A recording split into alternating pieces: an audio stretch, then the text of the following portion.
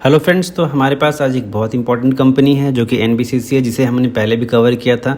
तो आज इसके हम लोग बेसिकली फंडामेंटल्स देखेंगे और बेसिकली इसका जो है ना ग्रोथ पर्सपेक्टिव क्या है, मार्केट में भी कैसे इस तरह से रिएक्ट कर रहा है और वापस जो है फिलहाल शेयर प्राइस वगैरह कैसे क्या ट्रेंड कर रहा है। तो फ्रेंड्स, सबसे पहले हम लोग इसको हमने पहले भी कवर किया था। जिस जोन से हमने बताया था ना, जिस लेवल पे, जिस सपोर्ट पे हमने बात करी थी, उस सपोर्ट से अप्रॉक्सीमेट 40-50% अभी अप चल रहा है। तो फ्रेंड्स, हम लोग देखें कि क्यों कैसे ये सपोर्ट काम करता है, कहाँ पे हमें पैनिक नहीं होना चाहिए, रिटेल इन्वेस्टर कहाँ पे मतलब हिम्मत हार जाते हैं और कैसे उसे हमें जो है मेंटेन करना चाहिए।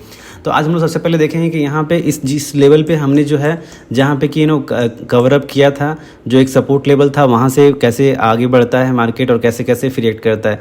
आप यहाँ सिंपली देखेंगे तो सबसे पहले देखेंगे कि आप जो है जिस लेवल का एक मेजर यहाँ पे रेजिस्टेंस है और एक यहाँ पे मेजर सपोर्ट है।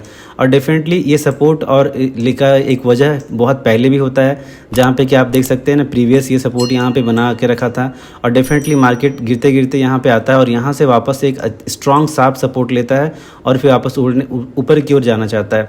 मार्केट थोड़ा भी स्टेबल होता है तो डेफिनेटली एक पॉजिटिव पर्सपेक्टिव हमें मिलता है और वो पॉजिटिव पर्सपेक्टिव उसको इमीडिएट जो रेजिस्टेंस है उसको पार करने में हेल्प करता है। तो अभी फ्रेंड, हम लोग सबसे पहले देखेंगे यहाँ पे कि मतलब चीज़ें कैसे कैसे मतलब यहाँ पे आगे हुई। तो अभी आप सबसे पहले अगर थोड़ा बहुत यहाँ पे ध्यान से देखो तो जो हमारे यहाँ पे सपोर्ट्स थे, जो यहाँ पे हमारे सपोर्ट्स थे, वही ये यहाँ पे, तो डेफिनेटली इस लेवल पे हमारे जो है स्ट्रॉन्ग बायर्स भरे हुए हैं और वो प्राइस को नीचे जाने नहीं देंगे। तो बेसिकली फ्रेंड्स, हम लोग अभी इसको देखेंगे कि मतलब कैसे जो चीज़ें एक्टिवेट हुई और कैसे वो काम किया, कैसे बाउंस बैक आया और बेसिकली अभी के टाइम में एनबीसीसी एक ग्रोथ स्टोरी क्यों हो सकती है, इसके फंडामेंटल्स में क्या ऐसी बातें हैं जिसको कि हम लोग डिटेल्स में देखेंगे आज। तो एक बेसिक सबसे पहले अंडरस्टैंडिंग हमारा क्या होना चाहिए, सबसे पहले हमें समझना है कि जब भी मतलब मार्केट, डेफिनेटली मार्केट का अप होना और वापस फिर डाउन होना एक बेसिक सा मतलब नेचर है। तो अगर यहाँ पे किसी भी कंडीशन में मार्केट डाउन होता है तो हमें पैनिक ना होते हुए इसी पर्टिकुलर जोन पे आते आते हम लोग अपना हिम्मत हार जाते हैं और हम लोग मतलब बिना सोचे समझे यहाँ पे एग्जिट करना शुरू करते हैं, जबकि ये जानते हुए कि इस जोन में हमारे भर भर के बायर्स भरे हैं। किसी भी कंडीशन में अगर सेलर यहाँ पे भी एक्टिव होकर के इसको नीचे ले आने का प्रयास करते हैं तो डेफिनेटली फिर हमें वहाँ पे पैनिक होने की ज़रूरत है। तो अभी फ्रेंड्स, बेसिकली जो मतलब कि आप देख सकते हैं, आप चेकआउट जाके कर सकते हैं, हमने पहले भी इसे कवर किया था और कवर करने के बाद उसी पर्टिकुलर जोन से यहाँ से फिर वो आगे बढ़ता है। अब यहाँ पे हम देखते हैं फ्रेंड्स कि आगे क्या हो सकता है, क्या पॉसिबिलिटीज़ है, यहाँ पे क्या संभावनाएं हैं, उस संभावनाओं को हम लोग थोड़ा देखेंगे। तो डेफिनेटली अभी इस पर्टिकुलर जोन से जहाँ से कि वापस मार्केट जो बाउंस बैक लेता है, इस पर्टिकुलर जोन से वापस जो है एक अच्छा सा कंसोलिडेशन बनाते हुए, बहुत ही एक हेल्दी सा कंसोलिडेशन यहाँ पे छोटा सा रहता है, डेली चार्ट हम लोग देख रहे हैं और यहाँ से फिर वापस जो है ये निकलता है और निकलने के साथ ही पूरी रॉकेट की तरह ऊपर भागता है। अब देखिए फ्रेंड्स, डेफिनेटली ये पर्टिकुलर जोन इसके लिए बहुत क्रूशियल लेवल रहेगा और जहाँ से इसे पार करना एक डिफिकल्ट टास्क रहेगा। 100 से 105 का जोन जो है यहाँ पे ये एक बड़ा रेजिस्टेंस लॉन्ग रन में दिखता है। इस रेजिस्टेंस में डेफिनेटली यहाँ की स्ट्रगल करना पड़ेगा और डेफिनेटली क्योंकि यहाँ पे सेलर्स, इस लेवल में सेलर्स यहाँ पे हावी होंगे और ये सेलर्स वापस इसे जो है नीचे ले आने का प्रयास करेंगे। बट डेफिनेटली इसकी फंडामेंटल्स इतनी तगड़ी है कि जिस पे हम लोग जो है ट्रस्ट कर सकते हैं और अपना हिम्मत बनाए रख सकते हैं। अब एक छोटा सा बात यहाँ पे मैं फिर से बताना चाहूँगा कि मतलब जो एक डब्ल्यू पैटर्न, जिसकी खासियत क्या होती है और उसका मतलब कि आप यहाँ पे देख सकते हो, ये एकदम बिल्कुल सा शार्प डब्ल्यू बनाता है यहाँ पे, बट वो एक्टिवेट नहीं होता। अब कैसे ये एक्टिवेट हो सकता था, पहले उसको हम लोग समझते हैं और क्यों नहीं हुआ और कहाँ से फिर हमें इसके लिए हमको प्रेडिक्शन करके मतलब कि हमको कैसा एक्टिवेशन करना चाहिए। आप देखो, ये एक डब्ल्यू पैटर्न है। बेसिकली डब्ल्यू पैटर्न की खासियत क्या होती है, ये कंडीशन होता है और यहाँ पे ये इस तरह का एक सपोर्ट लेता है। अब देखिए, जब भी प्राइस हमारा यहाँ से किसी भी कंडीशन में एक हेल्दी डब्ल्यू पैटर्न जो होता है, आप देखिए जब भी कंडीशन में, किसी भी कंडीशन में वापस मार्केट नीचे आता है, ऊपर ले आता है और वापस नीचे आने के बाद इसका ये एक क्रूशियल लेवल होता है। अब इसी के आसपास का आप ले सकते हो, एकदम नेक टू नेक नहीं रहेगा। तो यहाँ पे आने के बाद अगर मान लो ये एक हेल्दी डब्ल्यू पैटर्न होता तो किस तरह से एक्ट करता, ये वापस आया, नीचे आया। अगर उसमें प्राइस में बहुत ज़्यादा स्ट्रेंथ होती तो ये मैंने डायरेक्ट से पार करना चाहता। बट देखिए यहाँ पे बेसिकली क्या है कि ये यहाँ पे आया, वापस आने के बाद जो है यहाँ पे स्ट्रगल करना, मतलब ठीक यही जोन जो है इसका, यहाँ पे स्ट्रगल करना शुरू किया। अगर इस प्राइस के ऊपर मान लो कि ये डब्ल्यू ऐसे बनाया और इस डब्ल्यू के ऊपर जो है अगर हम देखें कि ये डब्ल्यू बनाया और इस डब्ल्यू के पास यहाँ पे आकर के इस पर्टिकुलर के ऊपर यहाँ पे कुछ देर कंसोलिडेट करता और फिर यहाँ से भागता, तो ये एक बहुत स्ट्रॉन्ग, जिसको हम लोग 5 स्टार रेटिंग जिसको हम दे सकते हैं, वहाँ से ये उड़ने के लिए तैयार रहता। बट ऐसा नहीं हुआ और डब्ल्यू पैटर्न जो है यहाँ पे फेल होता हुआ दिखा इसी प्राइस जोन के पास से, और ये डाउन साइड फॉल दिखाता है, फिर अप ट्रेंड लेता है, फिर डाउन लेता है। बट ये सपोर्ट को वापस रिस्पेक्ट करते हुए और वापस जो है यहाँ पे कुछ कंसोलिडेशन बनाते हुए ये ऊपर की ओर जाता है। अब बेसिकली फ्रेंड्स ये चीज़ें बातें जो है चार्ट की है। अब हम लोग इसको देखेंगे कि इसमें फंडामेंटल्स क्या ऐसे हैं जहाँ पे कि हमें बिल्कुल पेशेंस बना करके और अपने साथ जो है चीज़ों को देखना चाहिए।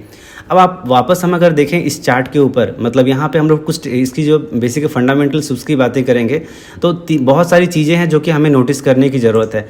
अब देखिए यहाँ पे क्या है कि इसकी हम लोग सबसे पहले थोड़े थोड़े चीज़ों को, हमारी चीज़ों को कवर अप करेंगे। आप ऑपरेटिंग प्रॉफिट को देख लो, मैंने 2021 दिसंबर जो है, फिर 22 मार्च, मैंने क्वार्टर ऑन क्वार्टर इस चीज़ों को दिखा गया। आप ऑपरेटिंग प्रॉफिट को अगर देखें तो डेफिनेटली ऑपरेटिंग प्रॉफिट यहाँ से डाउन होती है, फिर वापस यहाँ से अप होती है, और वापस जो है फिर यहाँ से ये जोन में वापस नीचे आता है, और एक बड़ा सा यहाँ पे अप मूव होता है, और वापस जो है इसी के साथ साथ फिर नीचे आता है। लेकिन अब देखिए यहाँ से जो एक डाउन साइड फिर मिलता है हमको, वहाँ से धीरे धीरे करते करते ये अभी वापस अप ट्रेंड में है।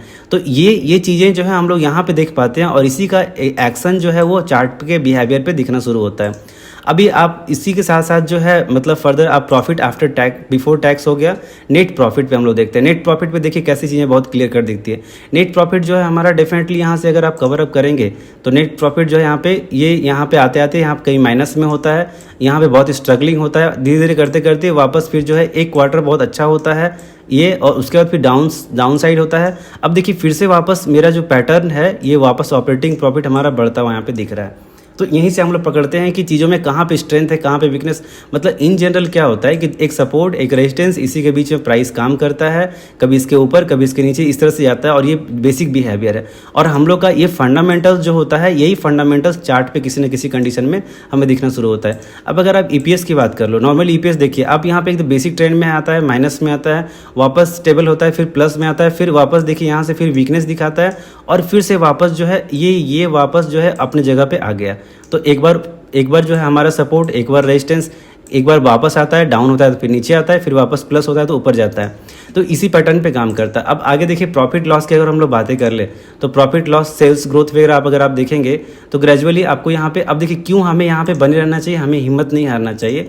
अब देखिए अगर मैंने अप्स एंड डाउन तो हो सकता है, profit margin ups and down हो सकता है, क्वार्टर ऑन क्वार्टर टाइम के साथ बिजनेस अप्स एंड डाउन रह सकती है, लेकिन उसकी फंडामेंटल्स चेंजेस नहीं होती। आप देखिए ऑपरेटिंग प्रॉफिट जो है यहाँ से एक सर्टेन टाइम के बाद, मतलब आप इसके बाद का टाइम देख लो जहाँ पे कि मार्केट बहुत ज़्यादा बेयरिश होगा इसका ट्रेंड, उसी के साथ साथ धीरे धीरे ये अपसाइड होना शुरू होता है। और ये ऑपरेटिंग प्रॉफिट कंसिस्टेंस इस मार्च 2021 के बाद कंसिस्टेंट यहाँ से हमें अप ट्रेंड दिखाई देता है।